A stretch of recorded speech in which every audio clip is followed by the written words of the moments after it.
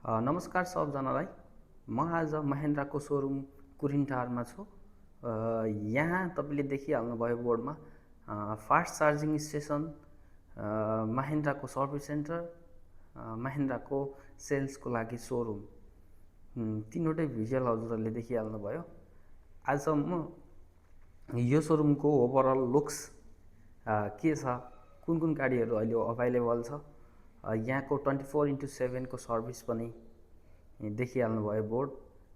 यो चाहिँ आज म अवलोकन गराउनेछु तपाईहरुलाई। मेरो भिडियोलाई यहाँ लास्टसम्म हेरेर कमेन्ट गर्नुहोला। यहाँ मध्येमा कुन गाडीको तपाईहरुलाई एकदम जान्न मन छ, त्यो गाडीको बारेमा म फुल स्पेसिफिकेसन सहित भिडियो चाँडै नै हाल्नेछु। यो चाहिँ म अब सोरुम भित्र छिरे। यहाँ तीनवटा गाडीहरू देखेँ मैले। यो बोलेरो 1.7 मैक्स पिकअप देखेँ, 1700 केजी को पेलोड सहित। यहाँ ब्रशर एकदम एट्र्याक्टिभ तालले ब्रशर राख्नु भएको रहेछ। यो पनि मन पर्यो मलाई। त्यसपछि 1.7 को ठ्याक्क भिडियो बनाउँदै गइरहेको छु मैले। लगत्तै तपाईहरुलाई 1.3 1300 केजी को पेलोडबाट गाडी देख्नुभयो तपाईले। यो गाडी 1.3 1300 केजी पेलोडवाला BS6 इन्जिनमा भयो। अर्को हजुरहरूले यो स्कर्पियो यान पनि देखिसक्नुभयो। यो चाहिँ स्कर्पियो यान Z4 4 व्हील ड्राइभमा हो। यसको प्राइसहरुको बारेमा नेक्स्ट भिडियोमा चर्चा गरौँला। फुल स्पेसिफिकेसन सहित म बनाउने छु। एकदमै बवाल छ गाडी। टेस्ट ड्राइभ पनि गर्न सक्नुहुनेछ।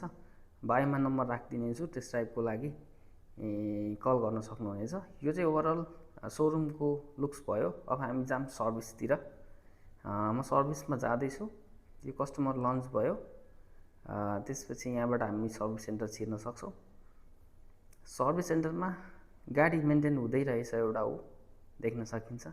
यहाँ तपाईको नयाँ ट्र्याक्टर पनि छ। सर्भिस भ्यान छ एउटा, 24 आवर सर्भिस प्रोभाइड गर्ने। गाडी बाटोमा बिग्रेको बेलामा तानेर लिएर आउने। यो मेन्टेनको लागि आएको, सर्भिसको लागि आएको ट्र्याक्टर पनि छ। यहाँ हाम्रो साजादले एकदम बवाल काम गर्दैछ। हाम्रो साजाद एयर टेक्निसियन। यो हाम्रो स्पेयर पार्ट्सको काउन्टर हो। यहाँबाट हामी बाहिर निस्किन्छौँ। थ्याङ्क्स फर भिजिट भनेर एउटा बोर्ड पनि देख्नुहुनेछ हजुरले त्यहाँ। यहाँ सिंगल क्याब 4 व्हील BS6 इन्जिनमा एउटा बाहिर आएर बसेको रहेछ नयाँ गाडी। यसलाई वासिङ गरेर आफ्टर PDI हामी सोरुममा हाल्नेछौँ। यही हो यहाँको ओभरअल सोरुमको लुक्स। मन पर्यो भने तपाईले कमेन्ट गर्नुहोला, लाइक गर्नुहोला, सेयर गर्नुहोला। कसैले गाडी किन्ने प्लानिङमा हुनुहुन्छ भने पनि कन्ट्याक्ट गराइदिनु होला। यो नेपालमा सबै ठाउँमा जाने एउटा बवाल गाडी हो है त। धन्यवाद।